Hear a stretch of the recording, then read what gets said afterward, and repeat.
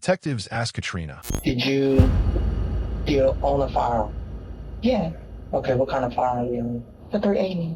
The room stayed quiet as the detective continued. We found the gun. Okay. Okay. The day after the murder. Okay. Okay. It's your gun. So, you found the gun the day after the murder. Why would he be murdered with my gun? It doesn't make sense. But the detective calmly placed the document on the table and said, Zeroed in on this. My camera was working that one, but that's still 519-764. That's your gun. That's the serial number of your gun. That's your gun. This scene reflects the strategic use of evidence technique, SUE theory, a psychological method where investigators hold crucial proof until the suspect is fully committed to a lie. By revealing evidence at the peak of false confidence, they maximize contradiction and expose deception.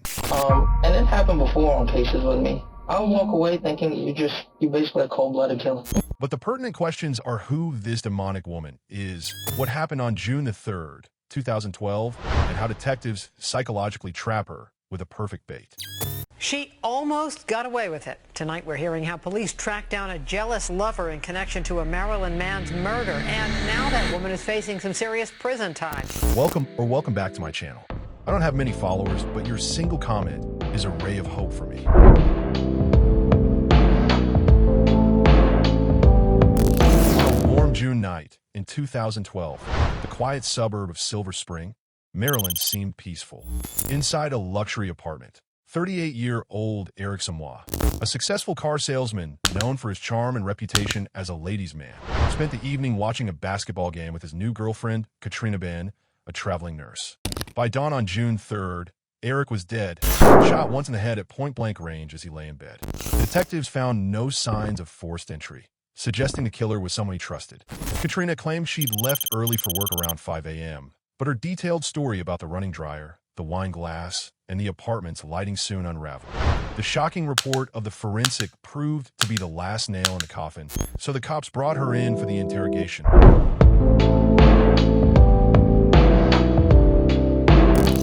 Sure you don't want any water or anything?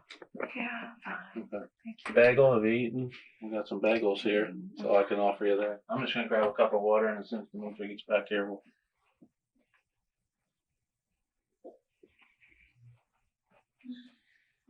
Sorry, we don't have better accommodations here. It's okay.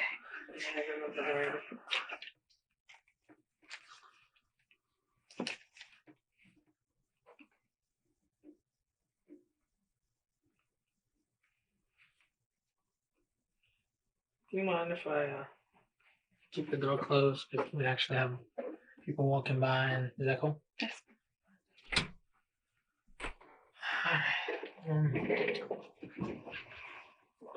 I just want to start again by saying just thank you for coming down, helping us out with this. We really appreciate Whatever you you. guys need. Thank you. I give this kind of spiel to everybody. Just don't take offense to it or whatever, but especially for people that never been in the police station or whatever. Detectives begin by thanking Katrina for her cooperation, offering water and food, and assuring her she's not under arrest. This simple warmth creates familiarity and lowers her guard. The approach aligns with reciprocity and liking theory, Cialdini, 2001, which posits that people are more likely to comply and disclose when they perceive kindness and appreciation from authority figures.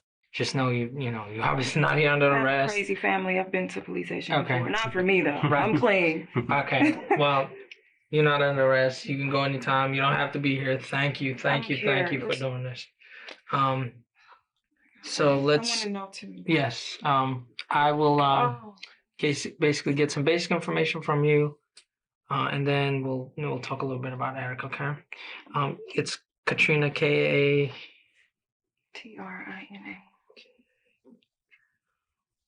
And it's B-N. Ben. And what's your date of birth? And what's your address, I guess, at home in Mississippi? The detective repeatedly reminds Katrina that she's free to leave anytime, giving her a sense of control. This perceived freedom prevents defensive resistance and keeps her engaged voluntarily. The technique draws from self-determination theory, Deci and Ryan, 1985,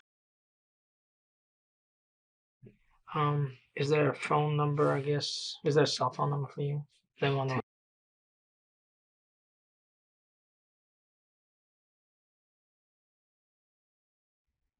And is there a work number?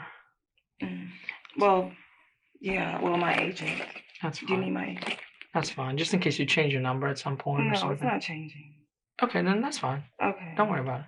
Why my address? Huh? Why my address? Just because sometimes what happens is like later, let's say 2 years later, we still can't figure out who killed Eric. Okay. And something comes up and we got to ask you a question. You'd be surprised how many people 2 years later have a completely different. You want my address in Rosedale? Yeah, sure. Go ahead. It's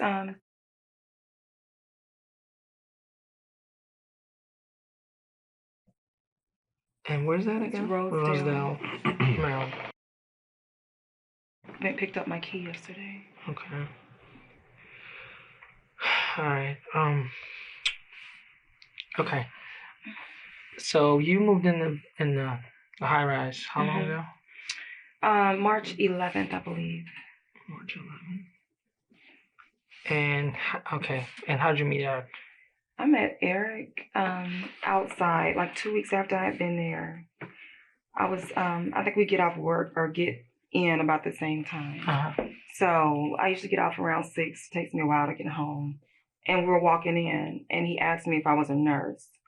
And we just stood outside and chatted maybe 30 minutes because he was starting some kind of agency, nursing agency, kind of like what I work for. So I'm a basketball fan, and so is he. So that was our connection. The game was coming on that night, and he was like, we can watch it. He asked if I wanted to go to his place, and I was like, well, we can do upstairs at 15th floor. There's a nice community room, big TV. So that's what we did. We met there a lot and watched the game. Rather than starting with the crime, the detective focuses on routine details, her address, job, and how she met Eric. This gradual entry builds comfort before deeper inquiry.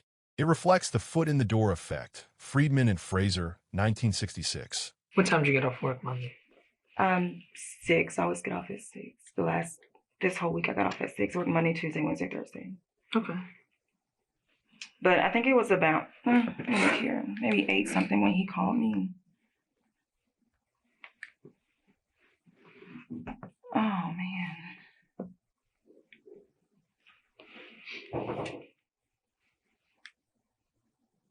It was just crazy. He's like so excited. A dumbass calling him yesterday. I've called him every day. What did I say Monday?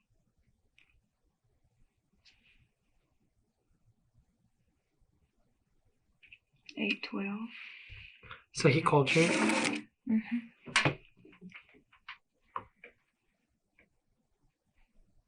He called me at 8:12, and then somebody beeped in. So he said, I'll call you back in 2 minutes. And he called me back at 8:25. Okay. And when he called me, like I said, it's a given. We've watched the game together, So it's a given we're watching the game. We already knew that. We talked about it Sunday. We're watching the game Monday, no matter what. So when he called me the first time, it's a definite I'm on the way home. I'll see you in a minute. When he got the beep and called back, do you want to watch the game tonight? You want to watch tomorrow night's game? Oh, we're watching tonight's game. Why are you trying to change, But his excuse was, he said that was his cousin that just called. And then he went to, his manager is leaving, and they're having 2 parties 2 days in a row, Monday night, Tuesday night. He said he wants to go to one, and he was like, well, what night do you want me to go? And I was like, well, we're watching OKC, so you can't go tonight. So that's fine. He came in, and we called back and forth. He told me he was coming in to meet him upstairs, so after he got something to eat. So like 9, I called to see if he was there. I don't know, if you look at you can look through my phone, I don't care. We just do that back and forth. Like, are you there yet? You there? You ready? You there? Right. So did he come up to your place? Or? No, I went to his place Monday. Okay. He stayed with me Sunday. Okay, but Monday you went down to his place to watch the game? Yeah. So it was a few minutes into the first quarter when I got there. What time did the game start? I think it started at 9. Okay. Yeah. Okay. By pressing for exact times, 8:12 calls, first quarter, third quarter. The detective locks her statements into measurable anchors. Later contradictions will expose deception. This method reflects commitment and consistency theory. Cialdini, 2001. What time do you think that calls? That was during the second quarter. So he was on the phone with me. You go through his phone. We were talking. You can look at the times in here if you want to see last time he talked to me. Mhm. And then he had a call with his brother. That was a speakerphone call. If he called someone between me and the brother, I don't know. It was just the time for me to come from the 11th floor to his floor, So called you first. So after me, he talked to somebody that was supposedly his brother, heavy African accent. The next call was for some weed. The next 2 or 3 calls was for some weed. The first weed call, it was a hang up. He didn't say bye or anything. I don't know if they hung up on him or he hung up on them. I don't know. But he kept asking where they were. And then I didn't ask any questions. I don't deal with stuff like this. I shouldn't have an inquiring mind at a time like that. That's the way I feel. Okay. So a few minutes passed by and he calls somebody else. This person is either Will or Whip. I don't know. It sounded like he was saying Will at first, and later on it sounded like he said Whip. I don't know. So that sounds, he initially called somebody who you think lives in the building. He said the person lived in the building, but then definitely. Called somebody else, sounds like. Right. Will or Whip. Okay. And then what happened? Beginning of the third quarter, he, I know this sounds so stupid, but for real, I just relate stuff to what quarter it was. Too, so I don't know what time it was.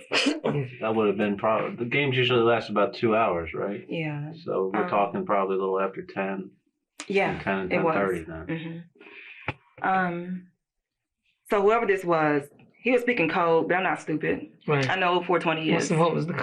420 is what I picked up on, but it was other shit. I don't know what the hell he was saying. Okay. I'm not that cool. I don't know.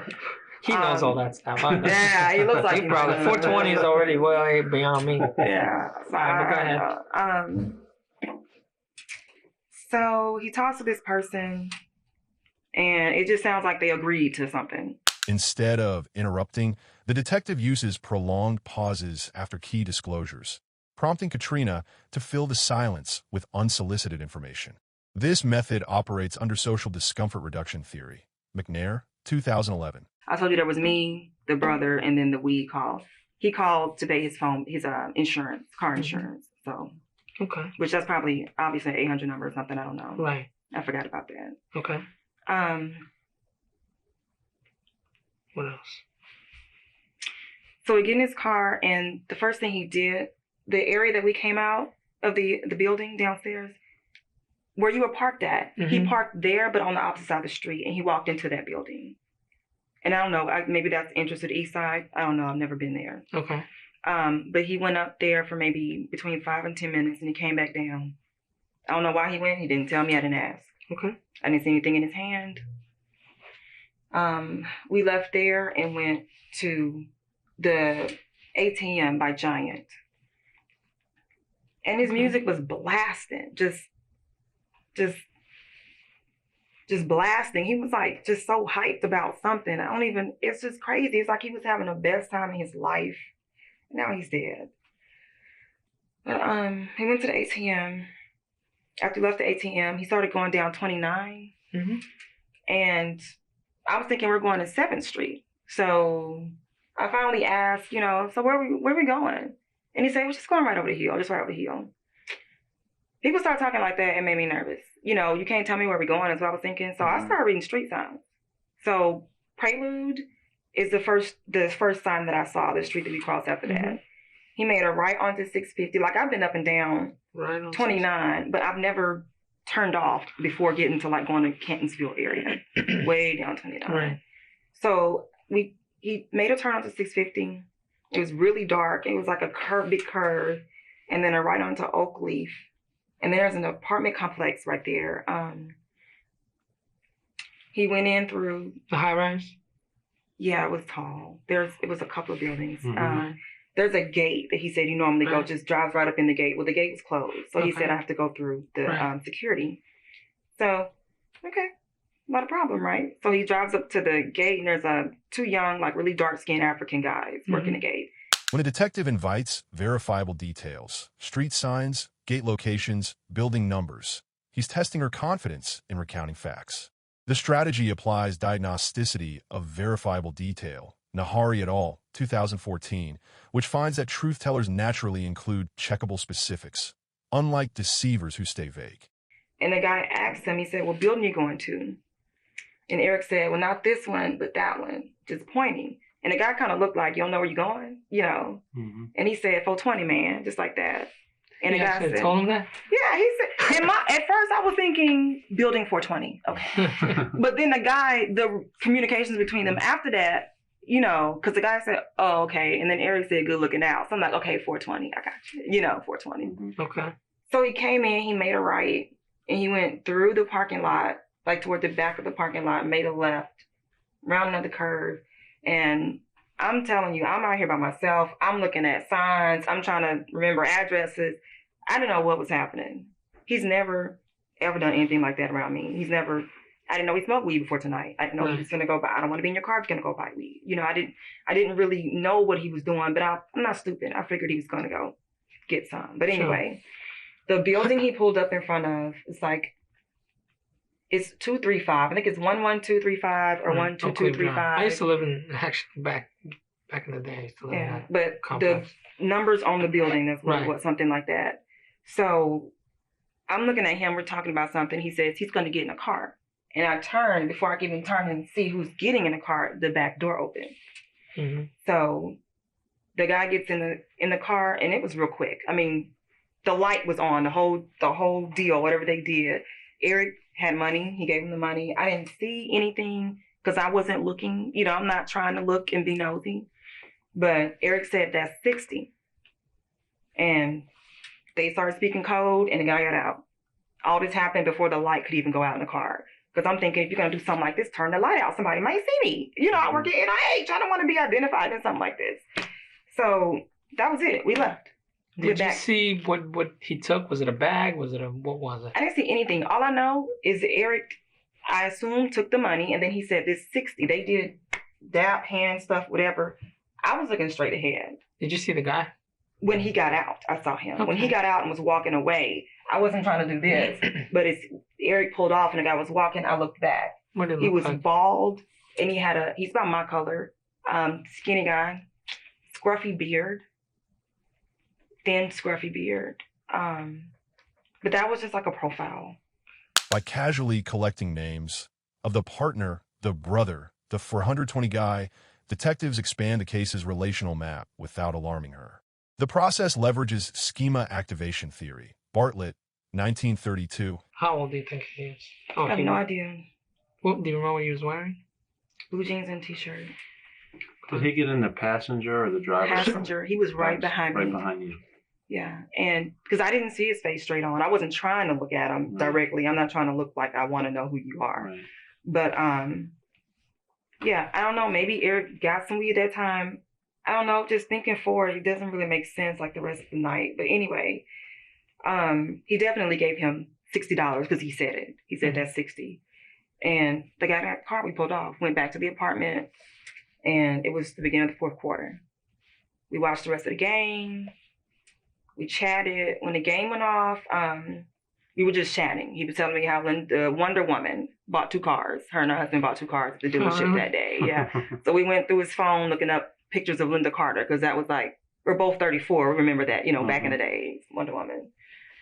And he was telling me about, this guy has so many goals and so many dreams. He was telling me about his agency, and he updates me on stuff every day. So the neighbor was upset with him. The neighbor is supposed to be his partner. She was his partner. Mm-hmm. I think she lives to the left. If you're facing his door, I think she's in the apartment to the right. Immediately? Yeah, because I'm pretty sure, I can tell you why I think, but yeah, I'm pretty sure she's immediately to the right. Because one night we got a little noisy and the phone rang. He was like, probably my neighbor telling me we too noisy. But then the conversation was nothing about noise. It was just talking about business, And have you seen Inca? I have never seen her. Okay. I've never seen her. Okay. I didn't even know the partner lived next door until that night. Okay. But that's his partner? The partner in the business is what he was saying. But on Monday night, he was telling me she's not really a partner, that she just really helped him with one assignment. They had, on Friday, they met for lunch. By discussing Eric's business partner separately from the mysterious visitor, detectives allow Katrina to distance herself from full culpability while still talking. This segmentation follows attribution substitution theory, Kahneman and Frederick, 2002, where people reframe complex guilt into lesser, manageable explanations. And Thursday, I spent the night with him. Friday, I had to work. So he was telling me what he was going to do Friday. Noon, he had to meet with her. And then after that, he was going to watch the game with somebody. That was, I think, Miami game. I don't care about them, so I didn't watch the game with him. But apparently, he showed me on Monday where he sent her, I thought it was an email, but he referred to it as an email. It looks like an email, later referred to it as a text. But anyway, doesn't matter. He said she's upset with me. I haven't really talked to her since Friday because she wants to become a partner. And I was like, well, I thought she was your partner. He said, no, she was just kind of helping me with like policies and procedures because she does something. She's, I don't think she's a nurse, but she does something in like the healthcare field, like behind, at the desk, you know. So he said that she asked him to become a partner, like get paid because he wasn't paying her. And I didn't see anything wrong with it. I'm like, sounds like she's doing some work. You know, he said, well, read this and tell me what you think about it. So he hands me the phone, shows me the email. And it was very professional. It looked like an email to me. And he said it was an email, but later in the conversation, he referred to it as a text. So it's in his phone. Just look at his phone. But it was very professional. It took up the whole screen on his phone. It was like, his phone was like the same size as mine. And it was professional. He basically told her he didn't want to make her a partner. He wanted to keep the structure simple. And it was a lot said, but it was all professional. You know, he let her down easy. And he said after that, he didn't hear from her at all. So he sent her a text asking, did you get my text? That's when he referred to it as a text. And her response was just yes. And that was it. And he hadn't talked to her in a few days. So they weren't on the best of terms. But that was it. Instead of direct accusation, the detective uses calm clarification when inconsistencies arise, like the text versus email or empty dryer. This Socratic questioning forces her to reconcile gaps herself. It reflects Socratic elicitation theory, derived from classical cognitive therapy. And he opened the bedroom door, he came in. And as he opened the door, I could see who I think is the guy from the apartment, like walk by to go to the couch. So that's who he was talking to. And I asked him what time it was. He didn't have a clock or anything. So I just want to get it right. So you wake up, he's not in bed? No, he's not in the bed. I knew he was on the computer. Oh, he was before I went to sleep. He told me he was going to get on the computer.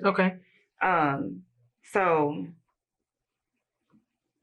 I don't know. He just came in the room to see what I was doing. He's very, very attentive.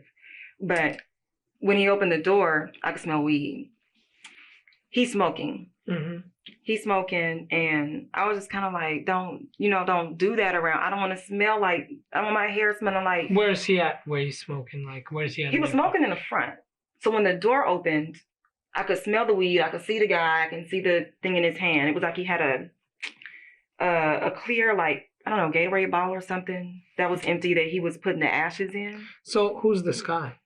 I don't know who that is, but it looks like the guy that was at the apartment. But I think I've seen him in the building. What do you mean it looks like the guy that was guy at Oakleaf? Yeah. It looked like him. I mean, I didn't get a good look at him. It looked like the 420 guy.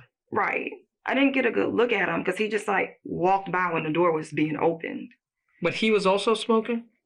I didn't see the guy smoking. So I don't know. So when you're saying the clear bottle, that's all Eric? That's all Eric, yeah. But the guy's there, definitely. He's there. If you think back, is he wearing the same clothes? You know, okay, that's fine. Keep going. So I was like, you're smoking? You know, I don't want to smell like weed. Like, I'm black. I'm not going to go home in a minute and wash my hair and get ready for work all that quick. I'm not going to, you know. I asked him what time it was, and he said it was 2. Okay. So he put the thing out. I asked him to put it out, and he put it out. He said, I'll be right back. He went out and put it out and came back and didn't have it. But when he went out to put it out, the this is how I know I think he owed them money, because he was saying, I have to go to the ATM. I'll go in a minute. And I couldn't understand what the guy was saying. It wasn't an argument. It just sounded urgent, if that makes sense. You know? Mm-hmm. So Eric comes back in the room. He's not smoking anymore. Doesn't have anything in his hand. And he just lays across the bed. You know, and I was like, do I need to leave? Like, you got to go somewhere? And he's like, no, cool. I got to go by the ATM for him before I go to work in the morning. When a detective asked Katrina to describe sensory details, the smell of weed, sound of footsteps, position of the statue, he's testing whether her story stems from genuine perception. The tactic is rooted in reality monitoring theory, Johnson and Ray, 1981. When I woke up again, Eric wasn't in the bed. It was 4 something then, because when he came back in the room, I asked again, what time is it? He said 4:30.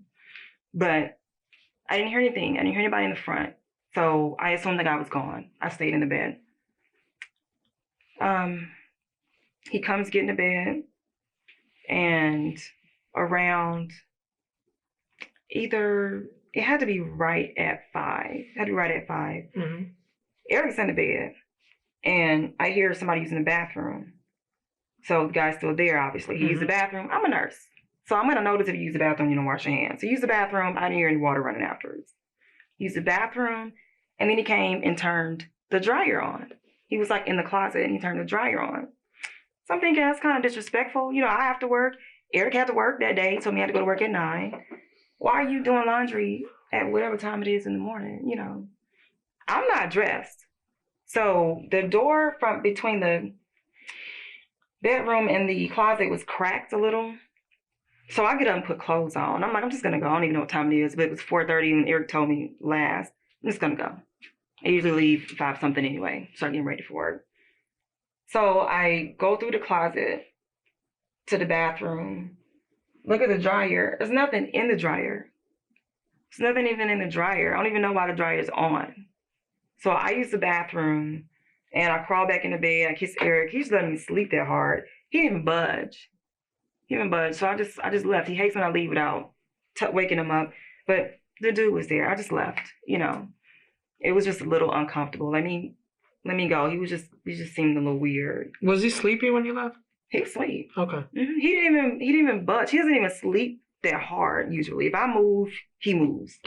Why are you not asleep? You know, if I move, he moves. He's usually. Which side of the bed was he on? He was on the left side. I always sleep on the right side, like by the door. I sleep by the door. You sleep by the closet? The closet side? door. He was on the other side of the bed, like by the window. Okay. So I crawled back in the bed and I kissed him, and I went back through the closet and out the bathroom because then I assumed the guy was on the couch. He didn't have a whole lot of furniture. I assumed the guy was on the couch. And as I walked out the door, he pretty much helped me close the damn door. You know, like, get the fuck out. The closed, quiet room narrows her sensory field, channeling attention to the dialogue. This derives from attentional narrowing theory, Easterbrook, 1959, which posits that reduced external stimuli heighten focus and compliance during stress or uncertainty. But I did put, like, dude almost hit me in the ass with the door when I left. LOL, you know. You see that? Right here. Wow, that's crazy. And he never responded to my text, which during the day when we both work, it may be a little delayed. You know, we respond to each other. So that wasn't odd. But the thing is, he never called me back that day. He never texted me back that day. And I'm like, we never, like, we're cool. Like, right. I don't know. I was going to Society Lounge that night, and he was supposed to go into this manager's party. You know, he didn't go Monday because he gave me the option, you want to watch the game tonight or you want to watch the game tomorrow. I'm going to Society Lounge. You do what you want to on Tuesday, you know. Right. Because I'll be at Society Lounge for reggae night. So, you know, I didn't talk to him. I knew he had stuff to do after work. I just assumed I'll talk to him tomorrow. Tomorrow came. I've texted him every day. Today's the first day I didn't text him. Because I sent a mean text yesterday saying, if I don't hear from you before I leave, because he was supposed to help me move yesterday. And I was like, if I don't hear from you before I leave, pretty much fuck you. You know, you're not even gonna tell me. You're not gonna help me move, like, so I can make other arrangements. Did you not see, like, the police around and, like? I saw, I know it wasn't Thursday. I saw maybe Wednesday when I got off work. I came in, there were 2 police cars. There were no lights or anything. There were 2 police cars when I came in, I think Wednesday. Mm-hmm. But that was it, you know. Does I don't this guy know. look familiar? Yes. Who is that? It looks like him. Him being... The 420 guy. You already know, don't you? That's the guy that you saw at the Oakley that got in the back seat, and that's the guy you saw in the apartment in the morning. His hair, he didn't have as much hair. Well, but yeah, it was this a picture is scruffy. not that. Yeah, he was recent. like, he didn't have as much hair, but this is this nasty beard. That's a... Oh.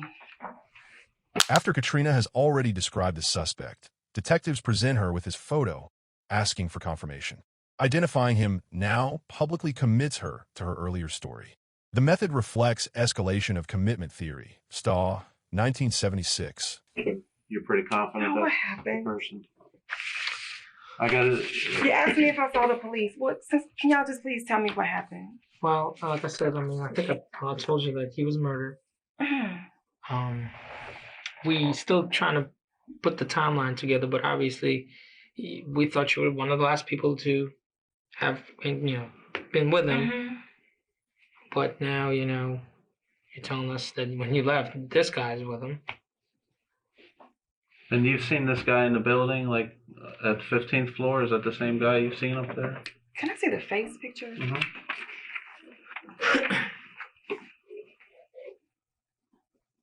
Yeah, he looks pretty rough. Yeah. Now, when you said, I think on the way here, you said he owed somebody some money.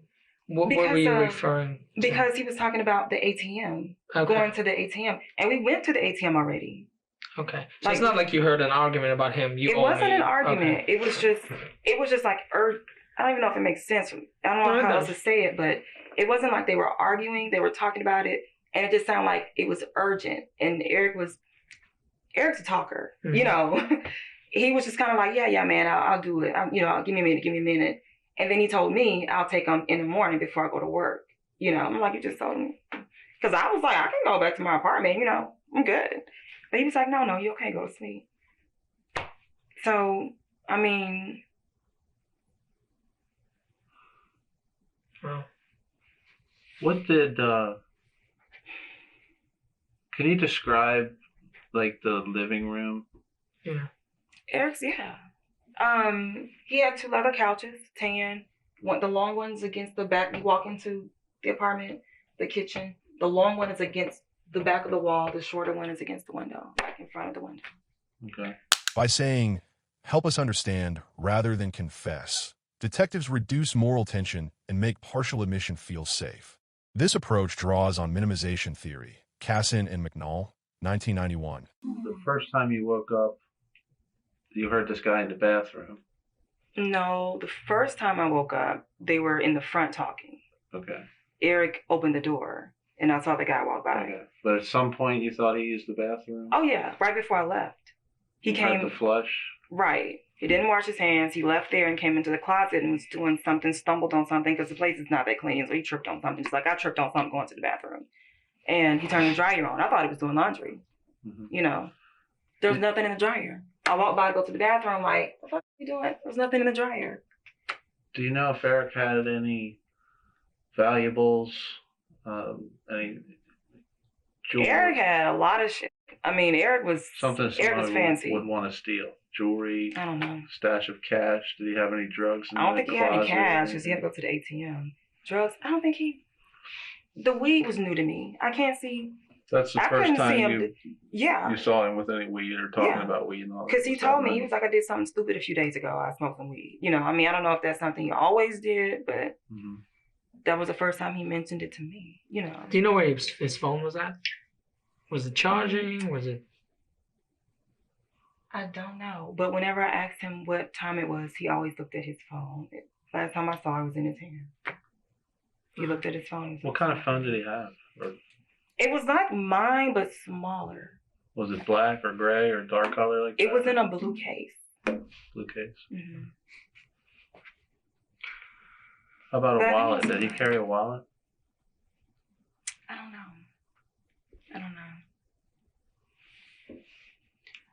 He always had money like laying on the counter though, so I don't know if he. How much money? Oh, I don't know. Like before like, going to his what is it? apartment, like you go in and you empty your pockets, it'd be like Yeah. $1 or $2 Oh, just okay. laying on the Yeah. counter. So I don't know if he actually carried a wallet because his Right. money would always be loose. Did you But guys? there was no money there that night. Did you guys eat or drink anything that day?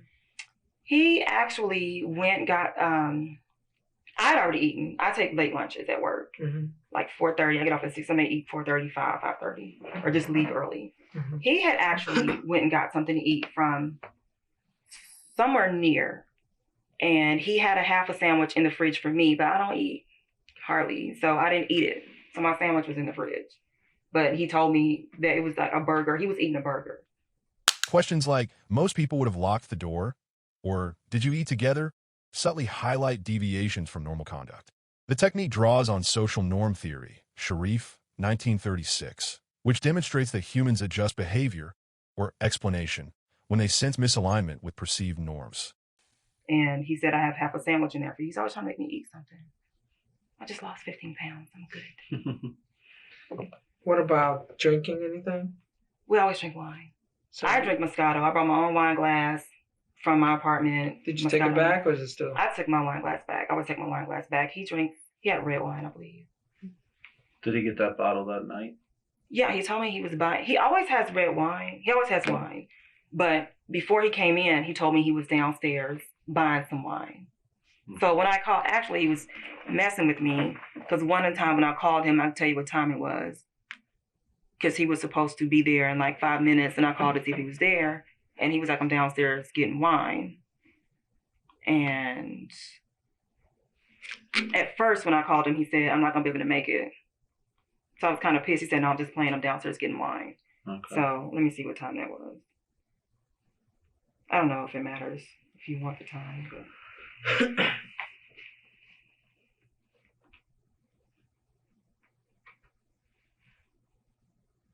it had to be the 906 or 918 call. Because there's a 906, 918, 928. Oh, wait, one of these, no.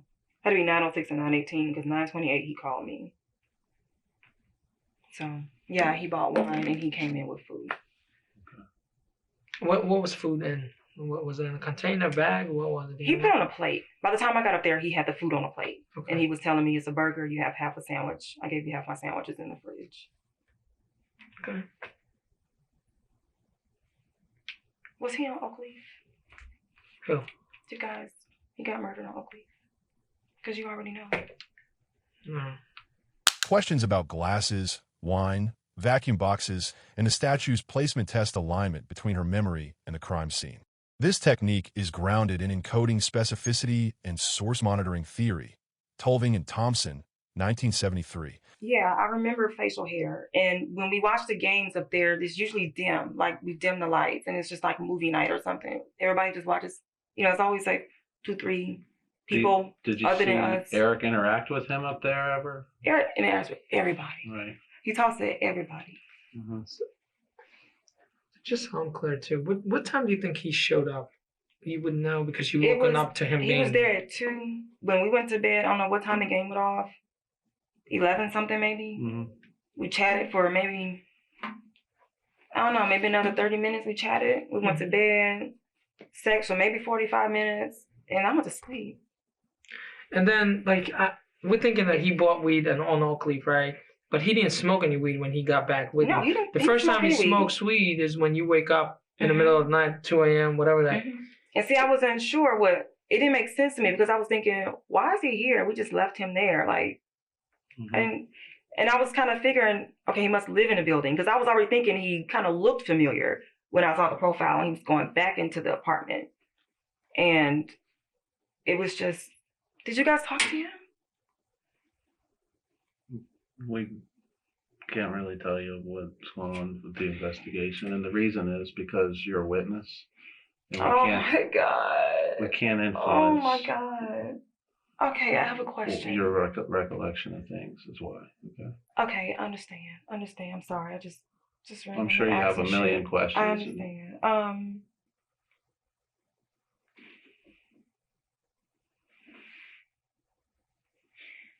Y'all can ask me whatever. I don't care what you need. Whatever I can remember. Did he make any calls on Tuesday? Am I the last person? Can you tell me that? I mean, I don't know if he stopped calling me or if he wasn't answering because he was dead. Because I've been depressed and suffering and mad and crying because I'm thinking he's not talking to me. We've been like this.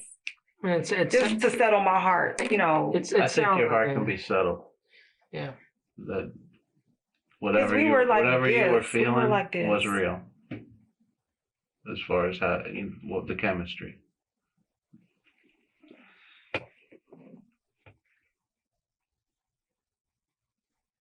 Throughout questioning, detectives mirror Katrina's emotional tone, soft when she's anxious, neutral when she's defensive. This synchronization calms her physiology, sustaining openness. The strategy aligns with polyvagal theory, Porges, 1995, which explains that cues of safety regulate the nervous system towards social engagement rather than defense. You were asking me about furniture and stuff. Was stuff knocked over? And I mean, this guy is small. I don't know how he could have overpowered Eric. I can't really. When it's like I think I told you before, when it's all over, I will personally sit down with you and explain everything. But right now we just smaller can't. Than Eric. I don't know how he could have overpowered Eric. Okay. It's just the reason I asked is because that statue in the what statue? It seemed out of place. It seemed out of place in the kitchen. I thought it should have been in the bedroom. Thank you. Sure. Yeah. And I know it was a table before. That's another reason why I asked. Because it was a glass table actually. Okay. I'll keep the door open, okay?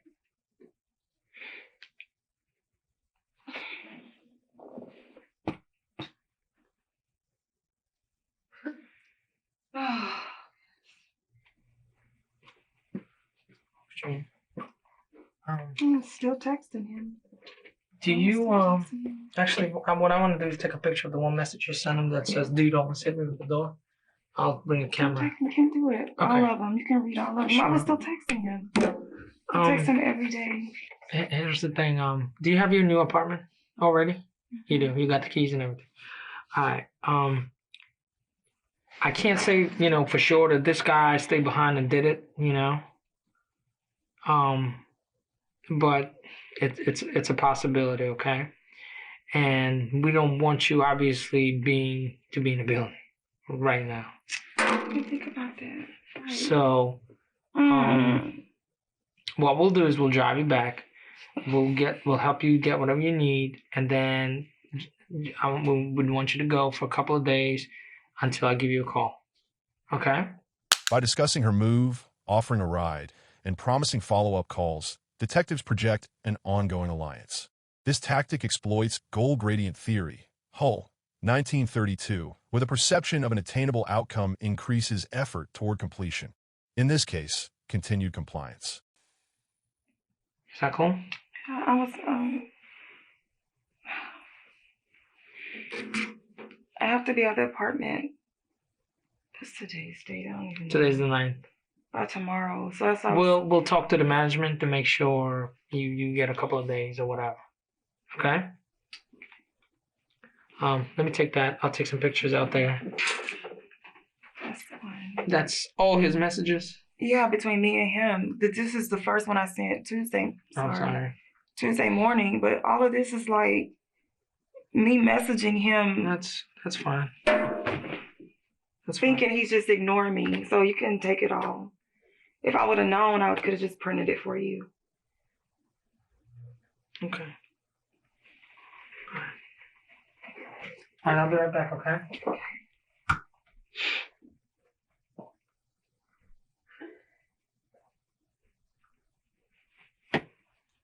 Just in case. Thank you. I don't even know your names. I'm Mark, and that's Dimitri. Thank you. Mm-hmm.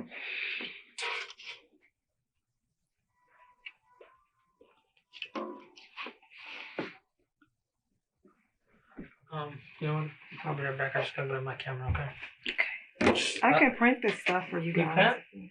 There's some way that I can print it. I've printed text before. Really? I have to figure it out, but I can do Okay, it. but you know what? I mean, so it you doesn't can take a disappear. picture of it. Yeah, I'll take a picture.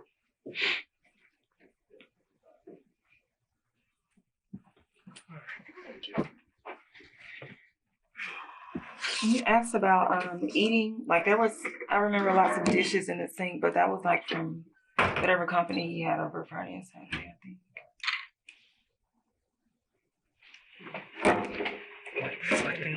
I keep hitting some button on. Okay.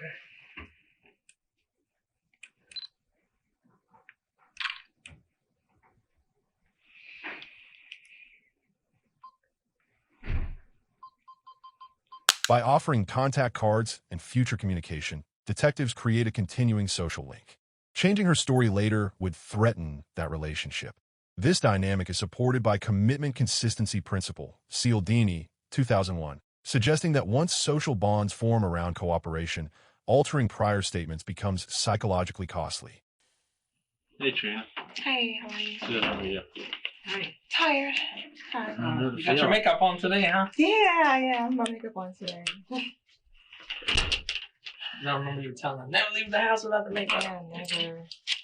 All right, so what do you want us to turn in? I have 5 keys. 5? 4, yeah.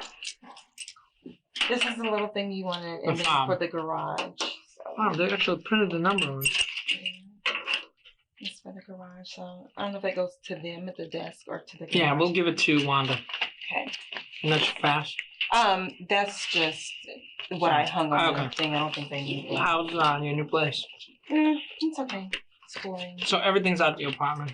I can just show clean. All right. All right. Do you have more questions? Yeah. Do you have some time? Okay, cool. All right. So we're still like in the middle of things. Okay. And like I told you before, you shed so much light on Eric that we haven't gotten from a lot of people. And we were just talking right before you got here. I told Mark that you'll return the key, and he was like, because you'll be all the way in Baltimore County, and this will be like our only opportunity while you're here to maybe just go over the story just maybe one more time. Maybe you just remember something just a tiny bit more that might give us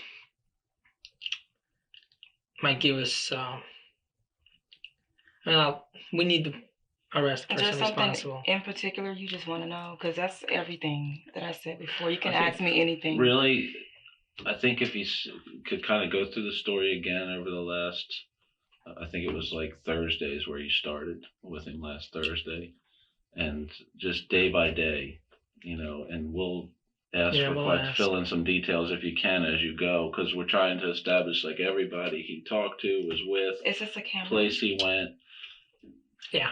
Detectives ask Katrina to recount the timeline multiple times, shifting small details each round. Repeated retellings overtax working memory, making it harder to maintain a lie. This derives from cognitive load theory, Sweller, 1988. You said there was a sandwich or something? He told me there was a half a burger in the fridge that he bought for me. I didn't want anything to eat, but he bought it anyway. But I didn't even go to the fridge. He brought it from that store, do you know? I don't know. So brought a sandwich for you, but you didn't eat. He just said it was half of a burger in the fridge for me.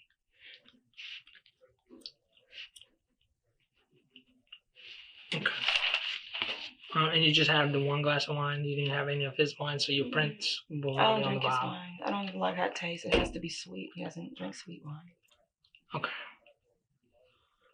When you woke up, I think you said you woke up the first time he's talking to someone. You believe that's the guy? He wasn't on the phone? He was having a personal No, I could hear conversation? 2 people. Okay. That's how I knew there was someone in the front. Can you remember specifically anything they were saying? He was just talking about he was saying they were talking about the ATM, like going to the ATM to get some money, and Eric said he would do it. I'm gonna do it in a few minutes or something like that. And then he came into the room, was smoking, and went out and put it out because I said I didn't like it. And he came back and crawled into bed and said he would do it before he went to work. Like, I just Googled this yesterday. I didn't even know he got shot. I didn't know he didn't go to work Tuesday. I didn't know, like, you guys didn't even tell me that, and it was in the news. Like, I don't watch the news. I thought, That's we little told stuff. you, and I mean, No. we didn't. I thought we just told you he was No. killed. We try to keep. You told me he was killed, and you asked me about furniture, and I assumed stuff was turned over. Because I asked you, was it turned over, when you showed me the picture of the guy that looks like him. Yeah, I said, but that guy is skinny. I'm like, I didn't know how he could overpower Eric. I'm thinking somebody beat him to death or something. I didn't know he had been shot. We try to keep witnesses' memories as pristine as possible. And unfortunately, the media gets a hold of things. And we always advise people not to watch the news or read the papers because that can affect your memory. If you see things and go, oh, well, you might start making assumptions about what happened, and it's not necessarily true. That's why we don't tell witnesses the details, because we're relying on your memory. Okay.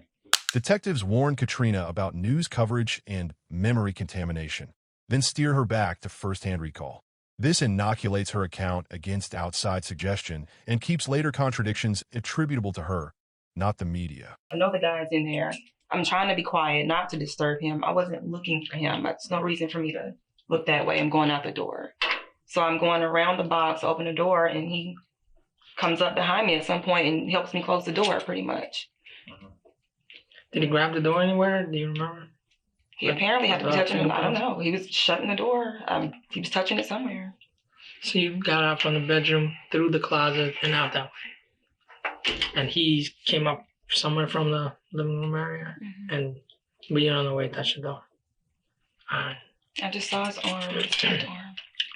And to the best of your memory, about what time was that, as specific as you can remember? It had to be 5-something, because it was definitely 5-something, because I usually get up around 5:30ish to go. My alarm usually goes off around 5:30, and my alarm went off after I'd been in my apartment. How long after? Just like 5 minutes or 30 minutes, or it went, I think it was closer to 5 o'clock or 6 o'clock. Well, it would have been before 5:30, maybe it was right? 15 minutes after I'd been in my apartment. I'm not sure. So if your But that's alarm- early for me. I never leave Eric's place that early. So I was disturbed by the guy coming in. I wasn't even dressed. I just got up and left, Did you ask Eric, who is this guy? What's going on? Why is this guy here? Mm-hmm. I just said, you got company, or, what are you doing or something? I don't remember exactly. He was like, he's cool. I just got to go, take him to get some money in the morning. Right. What time did you leave for work that morning? I needed to get gas. I left early. I got ready early because I left his place early, and I needed to get gas. When I left to get gas, I realized I left my phone, so I had to turn around and come back. So I don't know what time it was, but it was 6-something. You left your phone at your apartment? Mm-hmm. Okay. Yeah, I didn't have it when I was at Eric's place. I didn't have it.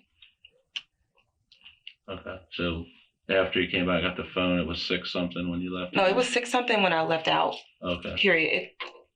It had to still be 6-something. And Yeah, I didn't even get gas. They corral her story using exact anchors. 5-something, phone forgotten, lobby reentry, gas stop. So each beat can be verified on cameras, key fob logs, or cell pings. The more anchors, the less wiggle room. When you left the first time and then came back to get your phone and left again, did you notice anybody like around the lobby or anything like that? I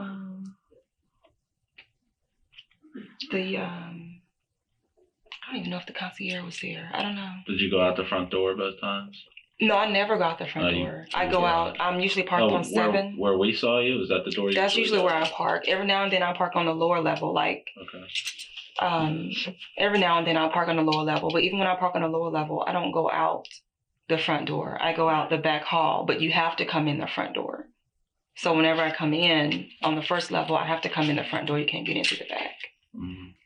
So when I came back, I came in through the front door. I didn't see anybody. Okay. I don't know.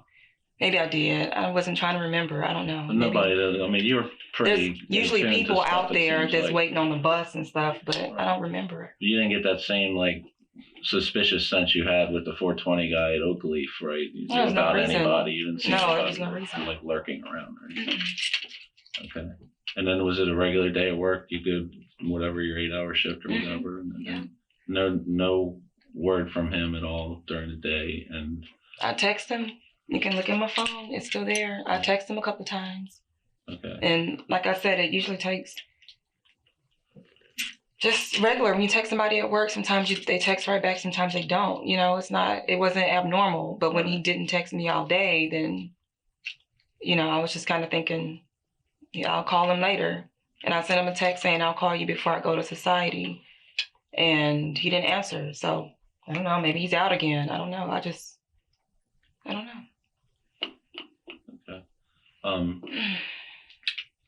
I don't recall what you said about Sunday. Did you guys spend Sunday night together? We did.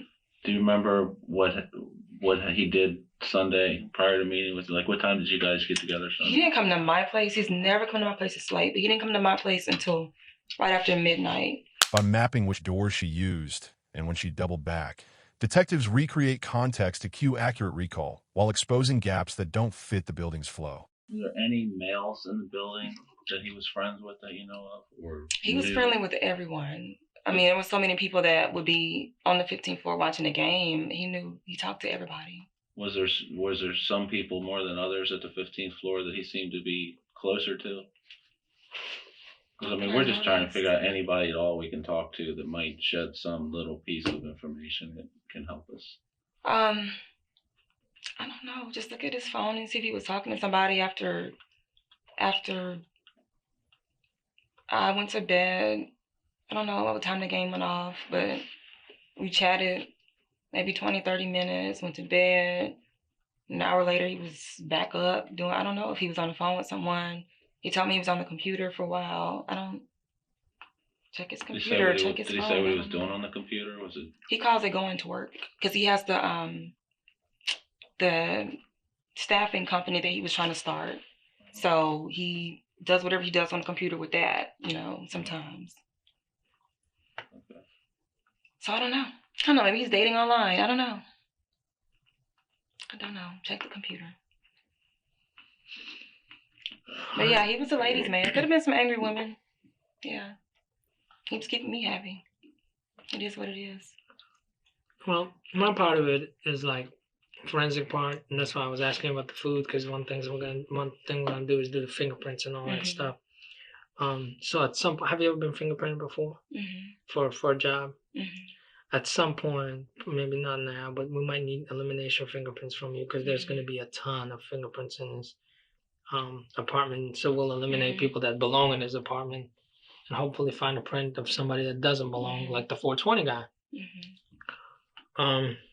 He would have touched a bottle of wine, right? Requesting elimination fingerprints isn't accusatory. It's a filter. Narrow the known, noise, highlight any signal that doesn't belong, and tie it to her narrative. Look like because there was, I think, several glasses there. Yeah. Was one of them yours? No, I brought my wine. You asked me this. Right. No, I mean, like, I brought my wine and you glass. took it back. Yes. When did you take I'm it not back? lying. Like, no, when did did you? Anything. I like, just when did you? You guys want to catch me in something? No, when did you take it back? When I left. Like when? The morning when I left. Like, I don't understand what you're asking me. But what was the glass? The glass was in the bedroom. It was in the bedroom? Yeah.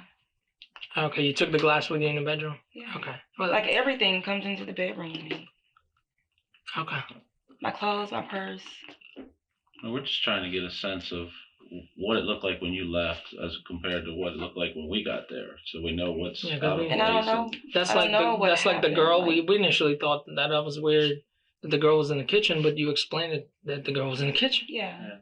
Well, like to us that looked weird, right? But we had no idea. It looks weird to me too. Right. I thought it would be better in the bedroom. So that's something we asked the question because you were familiar with the layout. Yeah. Is that where she was, or did the killer move that? You know, if something looks out of place, we have to find out why and if it's involved with what happened. So that's why we ask these weird questions. Because we do unfortunately we don't have a video camera in the apartment, so we don't know what would it look like before. When she bristles, I'm not lying. Questions are framed as misunderstandings rather than attacks, preserving her social face so the interview doesn't collapse. When the guy went in the closet and did the dryer thing, do you have a sense of how much time he spent in the closet? Did it seem like he was looking around in there and stuff, or getting into things, or was it just a... He wasn't in there a long time. Just long enough for somebody to... He tripped on something when he came in, fumbled with something, and then he turned the dryer on. I thought he was putting clothes in the dryer. I don't know. Right. And like I said, when I went through to go to the bathroom, there was nothing in the dryer. I didn't see anything in the dryer. And that was at what time approximately? Like, I think you said 4-ish? 5 maybe. It was right before I left. That's it had what to be 5, caused you to wake up, and right. I think you said you couldn't go back to sleep or whatever, decided to leave. And Eric's out cold at that point, right? Sound asleep. Yeah. Do you remember what time Eric finally came back to bed? 4:30. So I asked him what time it was. He said 4:30. Okay. Didn't say what he'd been doing or where he went or anything like that. I didn't care. It was 4:30. Did you have any indication whether he actually left the apartment while you were sleeping and came back? I have no idea. Okay. Well, you know, we told you when we were watching him, and when I told you, like, it's cool, like, initially, I said, don't go back, but then I said, it's cool for you. We ended up arresting him, actually. Questions about the silent hand wash, the empty dryer running, and the door nudge probe, whether details fit everyday world knowledge, flushing out invented filler. How sure are you that, is he the same guy? I know the 420 guy is the one that sold you weed. How sure are you that he's the guy? No one sold me weed. No, I'm sorry. You, I don't even know if he sold Eric weed. Yeah, Eric gave him $60. You two together. Like, that's what I mean. I don't mean you. No, Sorry, it's been a long weed. It's been a long 4 days. We've been. And I didn't even see him give Eric weed. Eric gave him $60. Okay. I only know that because Eric said that's 60. All right. So when you go over there to the apartment on Oak Leaf, the guy, the picture that you saw, right? Is he the guy that was at the Oak Leaf apartment, or is he the guy that's in Eric's apartment, or both? I guess that's what I'm asking. Like I said before, I saw his profile. When he was going back in the building, I turned and looked, and that I described the guy to you before you brought the picture into the room. So when you brought the picture in here, that looked like the guy. I think I saw the profile picture first. It looked like the guy, except he had more hair on your picture. It looked like him. The face shot. So again, the guy had more hair now? No, or the guy in the picture had more hair? Right, okay. And he said it was an old picture. I said it looks like him, except there's more hair. I didn't know if you had already arrested the guy that day. Right, I didn't know. I said he has too much hair. He didn't have that much hair. And he said, well, it's an old picture. Okay.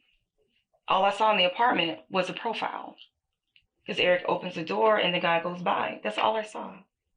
It looked like the same person to me. Okay. That's why I was thinking it's weird. Like, why is he here now when we were just there, a couple of hours ago? Why is he here? I don't know. I've never seen him in the apartment.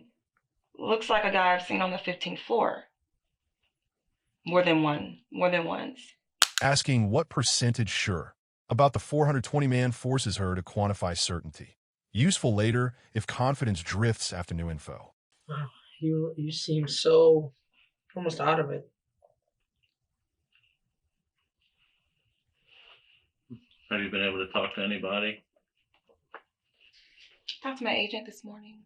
Talked to my dad last night. Last night. What is today? Monday. Oh, your agent. Saturday night, I talked to my agent to tell them I was leaving the keys with you guys. All right. Finally told my dad Saturday night, Dad's 64, Doesn't need to be scared and worried about me. But now he is. Well, we got the 420 guy, which is good. He's been charged with other stuff, not the murder. And we just don't have enough. We got him on drug charges. That's why you're here. We just well, you're not the only person. We brought other people here. Well, they came stop by. Maybe the girl that he was with Saturday knows more, because that's why we're trying to figure out who she is. All we have is her own video at society. Yeah, she looks like I don't want to say heavy set, but like a bigger Hispanic looking female. Okay. Yeah, so don't take it like They may be. don't take it personally. Like we try to press you or anything. It's like I know you're tired, but like that's not what we're trying to do. Trust me, that's not. There might be one little piece of information that we're able to, get you to remember that can. And it happened before. That's why, like the conversation they were having, if there's anything specific that might not seem important to you, it might really be important to us, So with the 420 guy, so I mean, the question basically is going to come down to, would you be able to safely say he's the guy or not? I don't know. I don't want to accuse somebody that didn't do it, We'll put a percentage on it of certainty. I mean, could I see him in a lineup so I could see the actual profile of the guy? I mean, I don't know. I mean, we may be able to arrange for that. That's actually. We're not trying to pin you down to say that was 100% him, but we're just trying to get a sense of the level of certainty that you have. Because the last thing we want to do is, and that's why he hasn't been charged. We don't want to charge somebody falsely either, But there's certainly some pretty good reasonable suspicion about him,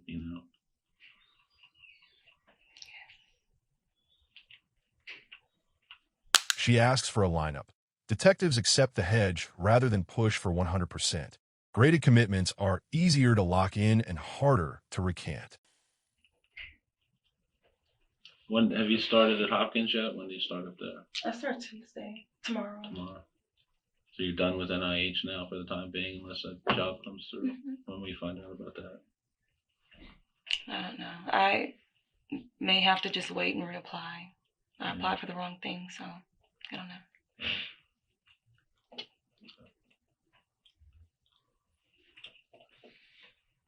So he's on that computer a lot, right? What kind? Was it the desktop or the laptop? I have no idea. I've never been in the room, never looked at it. All right. I walk in the door, I just walk straight to the couch. All right.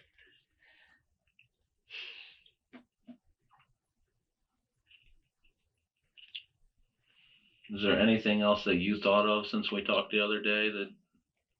No. I'm sure you probably played that night through your mind 100 times. Over and over again, especially when I find out I can't make it to work. Yeah. You going back to Baltimore County from here? Or? All right. Well, actually, I'm glad I was able to prevent you from going to that building that day, because, like I said, he was on the move and. Yeah. And the other thing is, I think the management there is fantastic. They've been really helpful, but. No, I don't know who else saw us walking around with you the other days, and we don't want people talking and stuff like that. So it's better just to meet here. And we'll actually going back there tonight. Like I said, we'll turn everything. And do they owe you anything or? No. All right. There's a good chance we may need to have you in to talk again as the investigation goes forward. And like I said, we might have to get your prints too. My prints are going to be all through there. Yeah, they're all in his apartment. That's why we need to. It's easier to streamline who we need to look at by eliminating the people we know should have been in there. Small talk about Hopkins, travel nursing, and basketball softened arousal. Then the interview slides back to scene specifics. Matching style to the speaker sustains disclosure. Sorry, I was looking at some scene photos and stuff too. This is the girl that was with him at the Society Lounge. Okay. I just want to see, maybe she looks familiar, maybe she's been in the building, anything like that. That's, I guess, him. Remember that? Because we could see him basically, he comes up with her. I mean, it's clearly we could see that he's with her. Then he says hi to one of these two girls, I think. And then they go and sit down, so we know they're together. She looked, I don't remember that hat. Have I seen that hat? I don't think I have. No. He's got a lot of stuff. I mean, we know it's him because he paid with credit card. He has the white pants. I know those pants. But this girl doesn't look familiar, not in the building. I've never seen her. Yeah, that's him. I don't know if I've seen that hat or not. I've never been through his closet or anything. But all right. He likes hats on the back. All right. And another thing I looked at was the scene photos because again, the reason we kind of were asking you about the scene is because we don't know what was in there. There's some people that's been to his apartment that spoke with that gave us some, but you were like the most detailed one. All right, so we sprayed this chemical that would tell us like if stuff was moved, like let's say a thing was here, like a couch was here was moved, or let's say if his wallet was on a particular surface, it might show us like the shape and stuff like that. Okay. Okay, what were we gonna say? You were asking if he carried a wallet. And you know, I've never seen him with a wallet. Like I said, when I come, there's usually just cash, like not a lot of cash, a couple dollars laying on the counter. There wasn't that night. Walking her through scene photos, statue, surfaces, anchors memory to concrete images, reducing abstract rationalization and promoting detail-rich recall. But he was missing a credit card. So. What do you mean? Like he said, I'm missing a credit card? He was like, I can't find my card. He was just looking for his card. And that made me uncomfortable. I'm like, okay, let's find this card because I'm in your apartment. Let's find this card. Right. He's like, no, it's in here somewhere. And I said, did you just use it downstairs? Is that what you bought your stuff with? He was like, yeah. Like.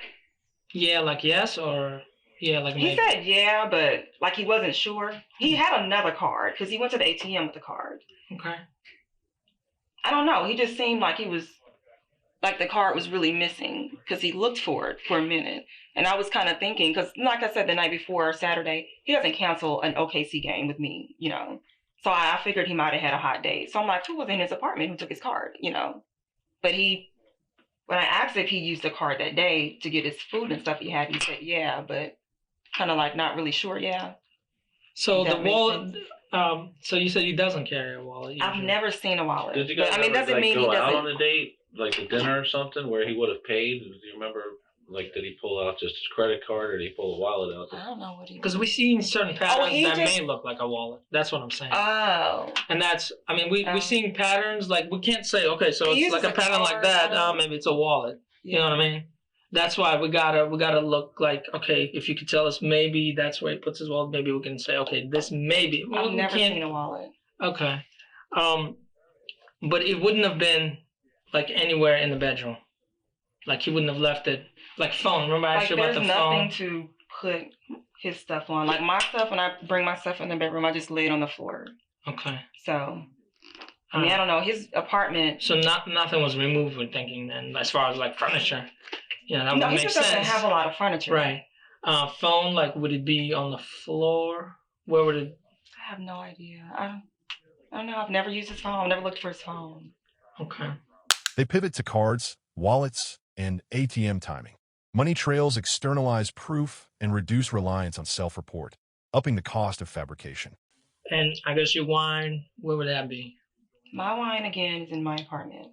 No, I mean like wine glass. Sorry, I should have said my wine glass was with me. When I'm watching TV, it's sitting on top of whatever that is to the right side of the couch. And it's light, so I don't know if it's one of the little cheap tables or if it's an upside down box. I kind of thought it was an upside down box. Yeah. So that's where I put my wine glass. I sit on that side. It would have like a round pattern on the bottom. Yeah, it's actually my little cup I got from Linganore Wine Festival. It's a little short. Cup. I usually have an actual wine glass that I bring, which would still have a round pattern. But that one does. It had a round pattern, bottom pattern too. The one that night. Maybe about that big around. Than a typical wine glass. Yeah, exactly. I've been to that festival too. Yeah, so that's what I had when I was there Monday night. All right. Okay, and where else would it be? That's it. Okay. I thought you where else would my wine glass be? Yeah. That's the only place I said it. All right. Wait. Didn't you say you took it in the bedroom? Yeah. So where would it be in the bedroom? On the floor, to the right side of the bed. That's where I put all my stuff. Like when I'm in the front, we're watching the game, all of my stuff, like my purse, if I bring my phone, if I have my keys, everything is there. But when I go into the bedroom, so that I don't go through, because I leave at 5-something, 6 o'clock in the morning. So I don't go to his apartment collecting stuff. Right. I bring all my stuff and I lay it by the bed. So the wine glass is... As long as it's on the carpet, I mean, there's going to be a round pattern there. Yeah. Anything else that your purse would be sitting there? My purse would be there. So we should have a purse. Is it this purse? No, it was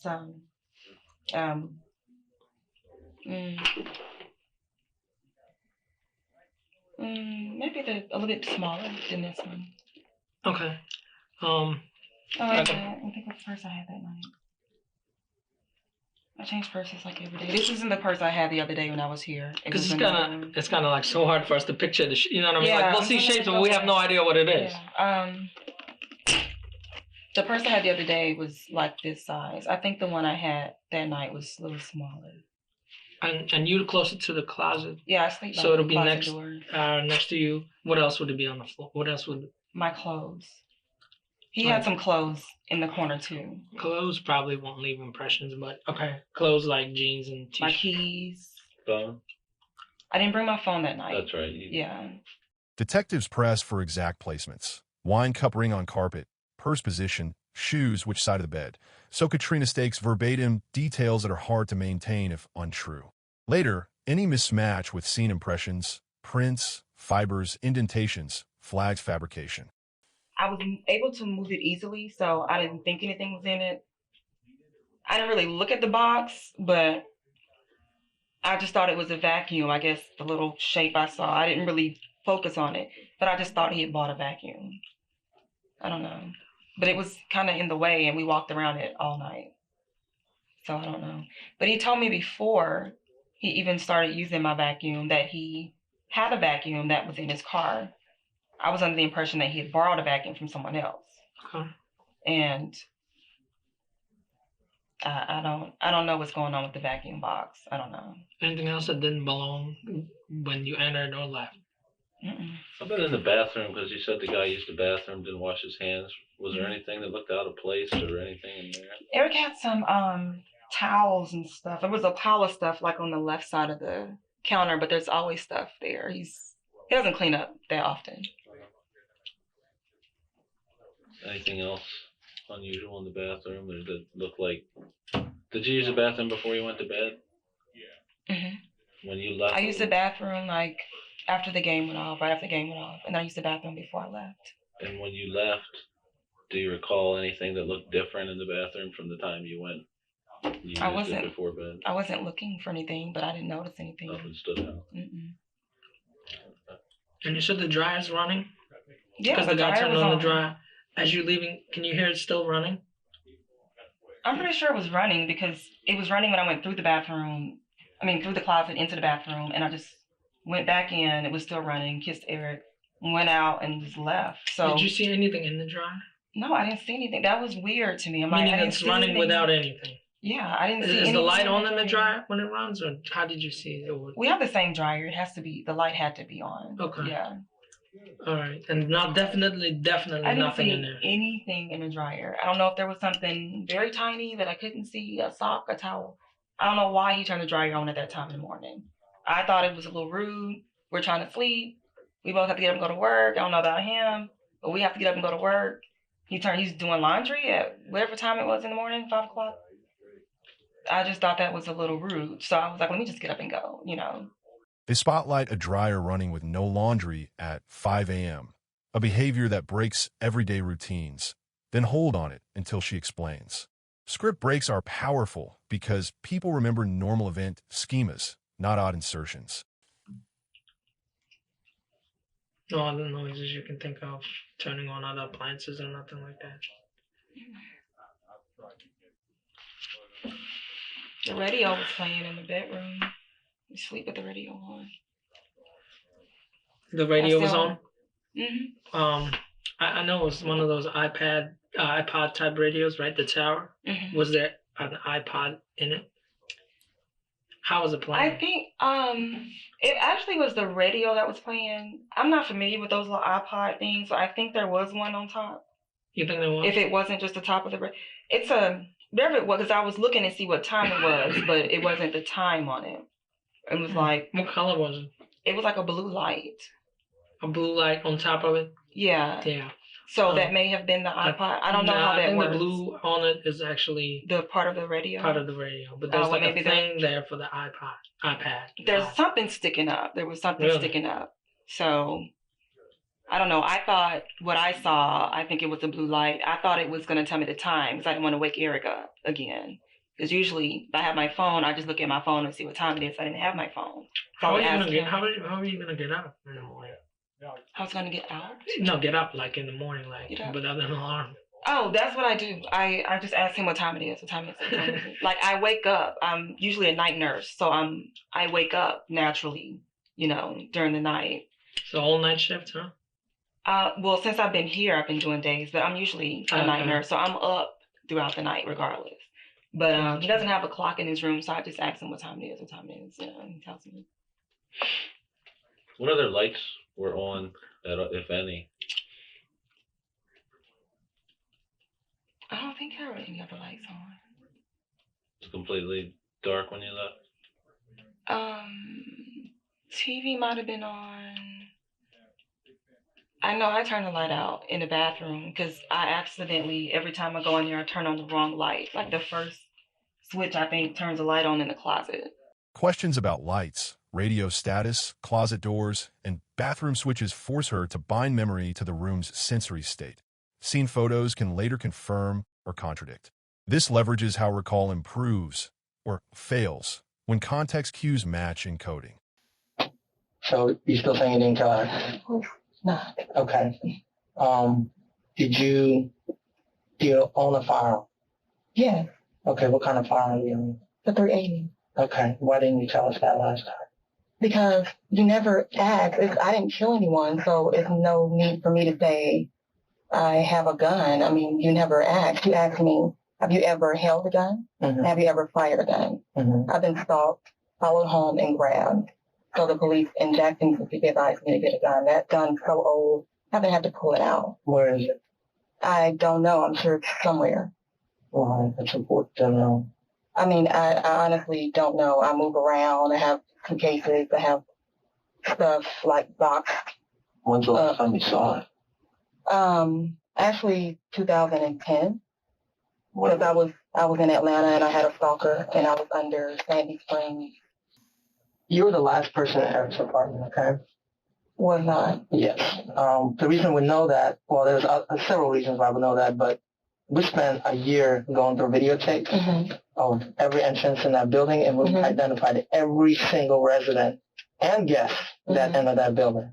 So there was no other people that would have entered that building, okay? They would have to call Eric, okay? And Eric received no phone calls. Okay, you lived in that building. In order for you to come up, you got to get a phone call to let somebody in. Okay, he hasn't received any phone calls. Okay. So to a normal person that just listening to this, chances are nobody entered his apartment. But let's take it past that, okay? Okay. We found the gun, okay? Okay. The day after the murder. Okay. Okay. It's your gun. Okay. It was used to kill Eric. Okay. We matched it to the bullet. So you found a gun the day after the murder. Why would he be murdered with my gun? It doesn't make sense. Like you guys have told lies to different people that. After free recall, detectives unveil the .380 Colt match to Katrina, forcing rapid belief revision or motivated defense. Unveiling late maximizes inconsistency yield as cognition shifts from narrative construction to damage control. The barrel stays. No, okay. You know what? This doesn't make sense. Can I show you something? Can I show you something? A gun was disassembled. A gun was disassembled. Yeah. Just to show you that I'm not. You said we're telling lies. I'm telling you we're not. Okay. So when I zeroed in on this, my camera wasn't working that well, but I can tell 519-764. That's your gun. That's the serial number of your gun. That's your gun. Oh my goodness. Anything different? Yeah. Do you think anything different about it? My gun was very scarred up. It was an old gun. I don't know how to disassemble guns. I don't know how. I wouldn't ask anybody to disassemble a gun. Didn't know anybody other than Eric and coworkers. So you see how the barrel stays with the gun? Like most guns, like for example our guns, the barrel comes off, okay? So when you disassemble it, the barrel... I don't even believe this. I mean, my gun was scarred up, but I honestly don't. You don't think this is your gun? You think I'm just making it up? I mean, I really and honestly do. Okay, hold on. I mean, it could be, maybe somebody stole it, but my gun didn't have it wasn't stolen. It was found. Bullets or a clip to it. It was I highlighted the important part. Larson 380, model 380, serial number was bought in Columbia, Mississippi by you, okay? Yeah, definitely. I mean, you remember buying it. Okay. No, I remember buying it. I just told you that. Okay. Again, just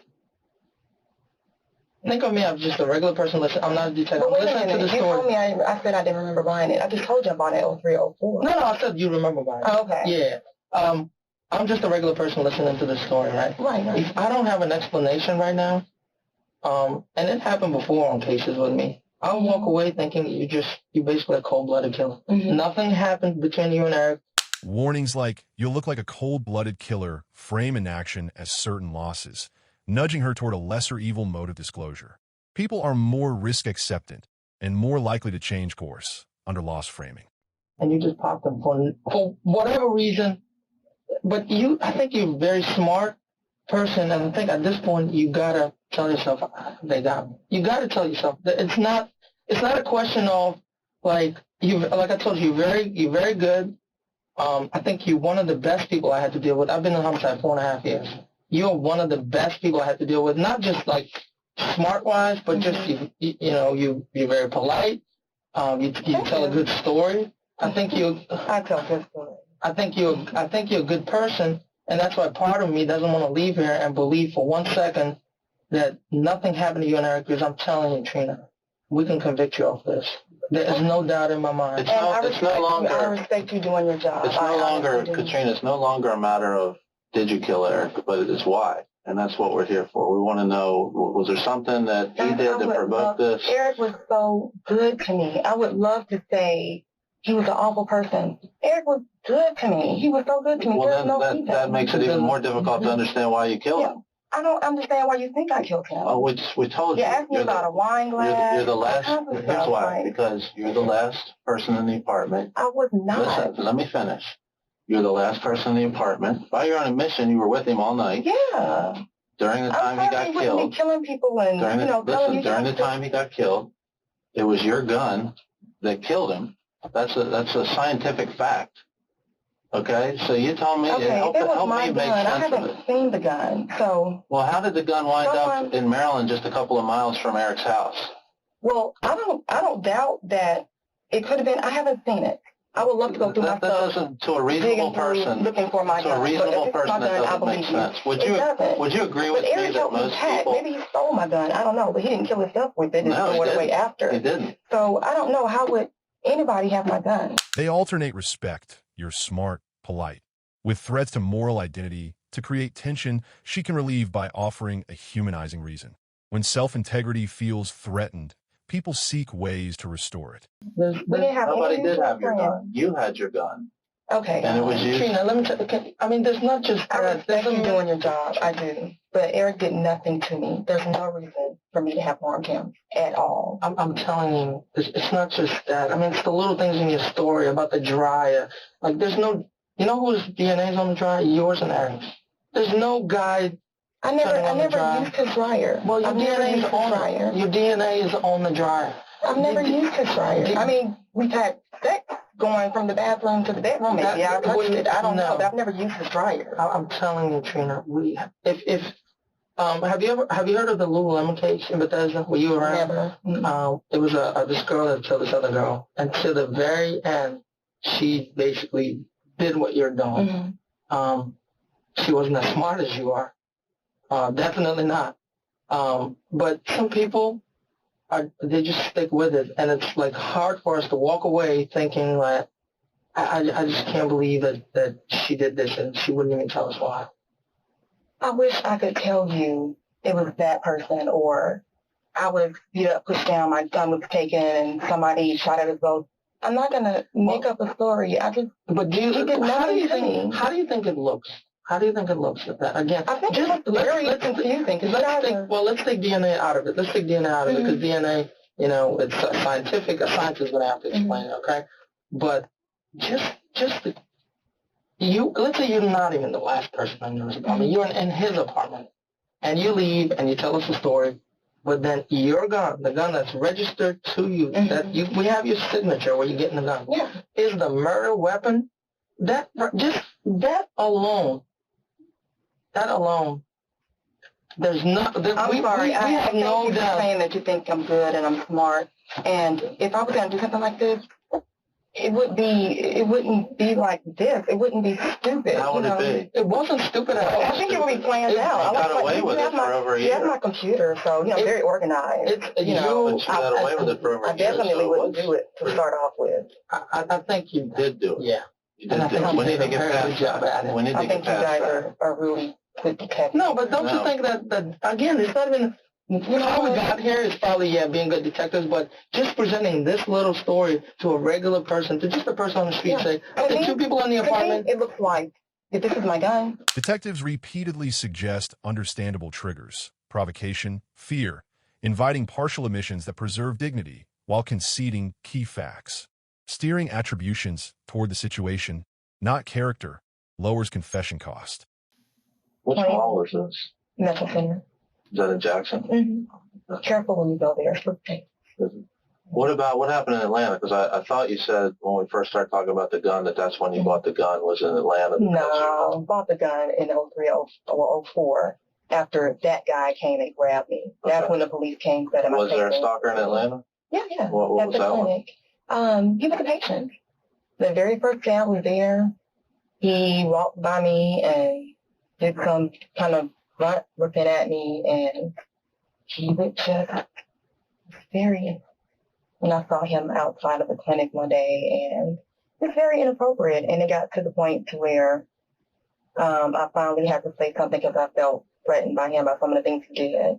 What did he do? Well, when you say he was inappropriate, what did he do? Well, I don't even want to go through that, but he was inappropriate.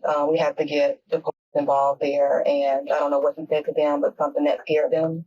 And I was told, if you leave to come here, you call us. Do not get out of your car. Even if you see the officer walking towards you, you let the officer open your door for you. And that was the Atlanta police? That was Atlanta. That was Sandy Springs. And what year was that? 2010. And they had to walk me. They had to stay in the clinic the whole time that he was there, 3 days a week for hours. Did they make a report of that? I'm sure they did. Yeah, they did had ever to give you a case number or anything like that? They didn't give anything to me. Did they do any follow-up on it? Like, was the guy ever charged with anything, or did they interview him or anything like that? They talked. Now, this is police on the campus. Which campus? Northside Hospital. Okay. So they had their own. They had their own police? thing, yeah. So they definitely talked to him, and like I said, they had it arranged every time he came, 3 days a week, that they would be there. So they would sit in a chair. Did he ever do anything physical with you, or was it just verbal stuff? Oh, he never actually touched me, but he has tried. So. How did he try?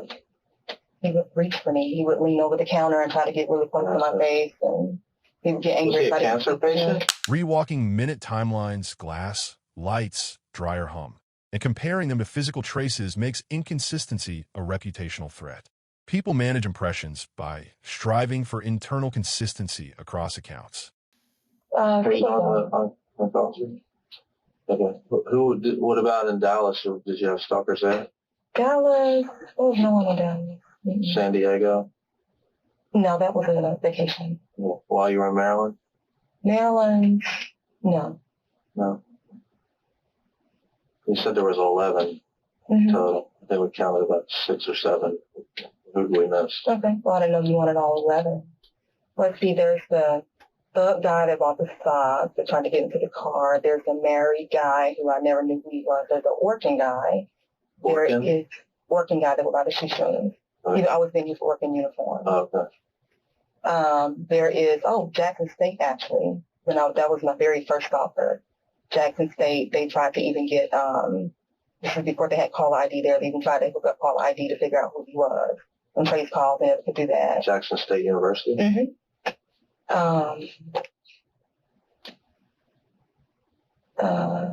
The guy in Atlanta,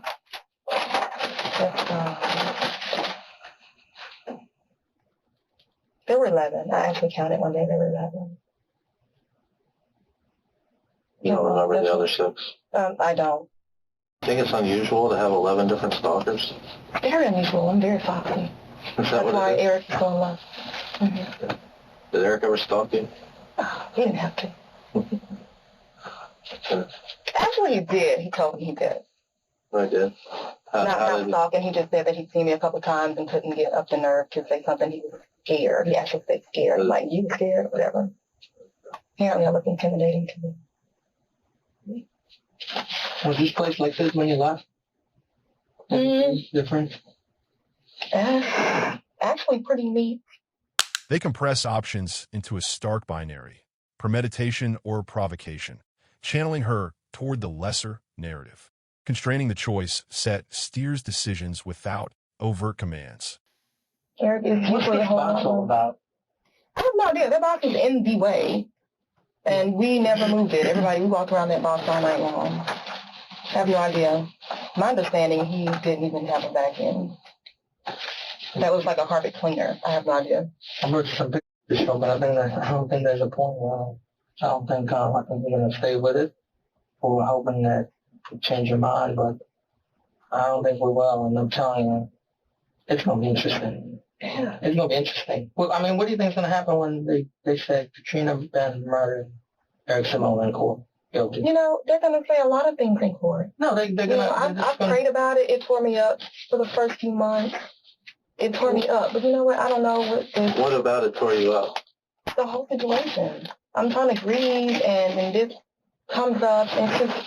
Yeah, it's interesting you say that you're trying to grieve, but all the times we talked to you, you never really shed a tear, really showed much emotion, you know? Especially like when we first encountered you that day.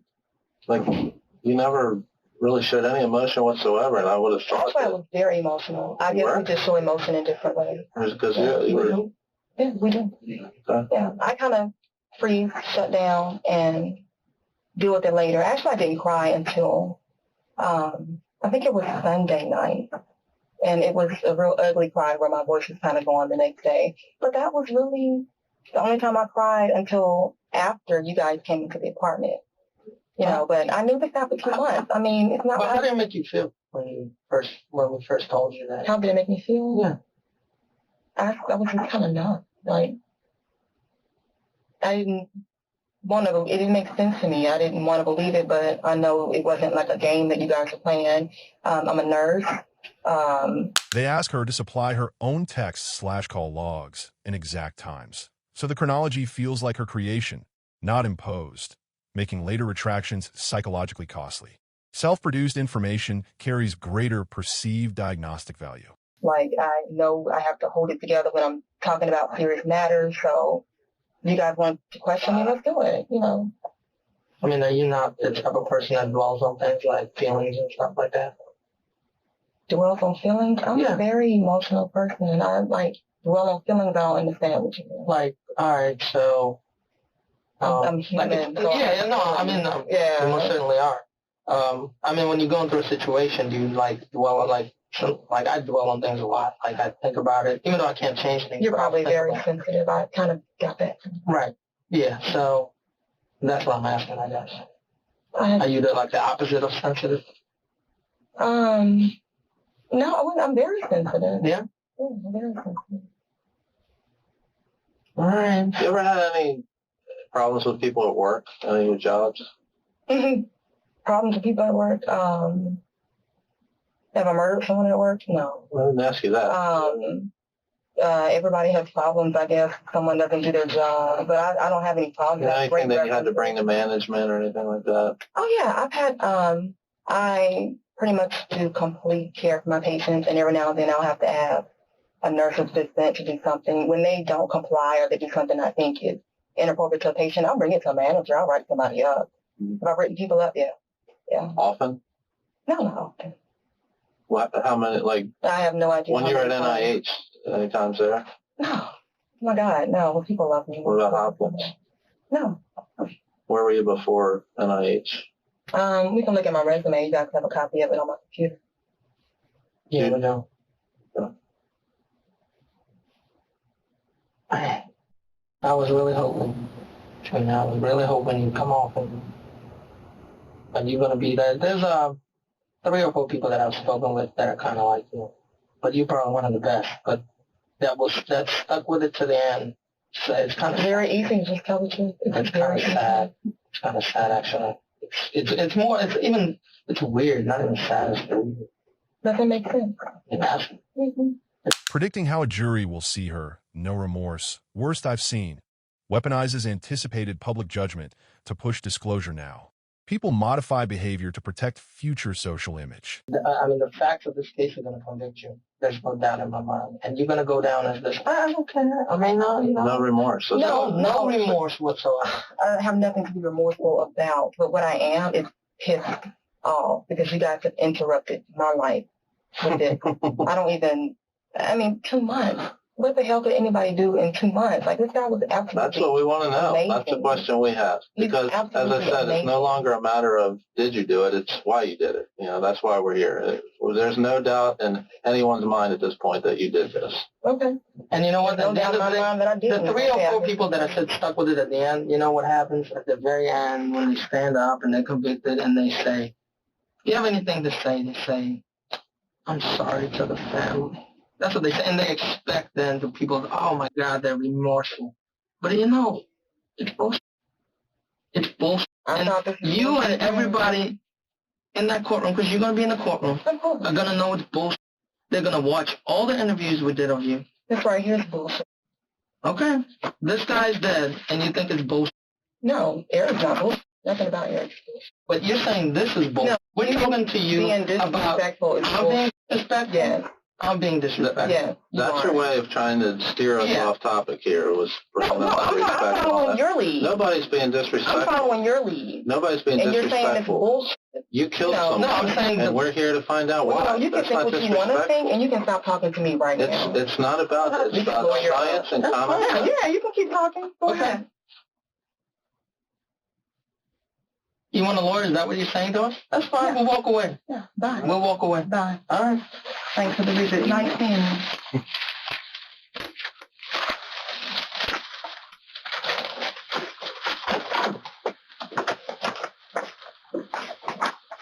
Well, that's okay.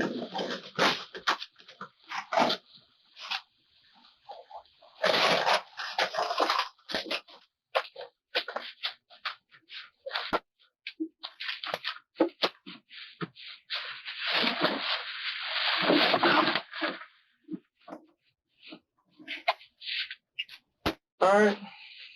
They sustain cooperation with courtesy and basic needs talk, then pivot sharply to the ballistic match.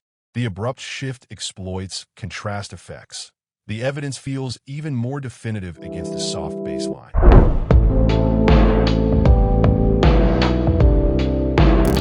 During the interrogation of Katrina Ben, detectives systematically extracted precise sensory and temporal details. Wine glass positioning, dryer status, entry/exit times, while gradually introducing objective evidence, gun match, building access logs, phone data. Legally, they established a tightly bounded timeline, locked her narrative to verifiable facts, and exposed the presence of her weapon as the murder instrument. The detective's approach secured her statements and concessions that dovetail with forensic proof, narrowing the defense's room for reasonable doubt. In effect, the interrogation yielded both admissions and contextual anchors crucial for proving identity, weapon use, and opportunity, laying a robust foundation for conviction.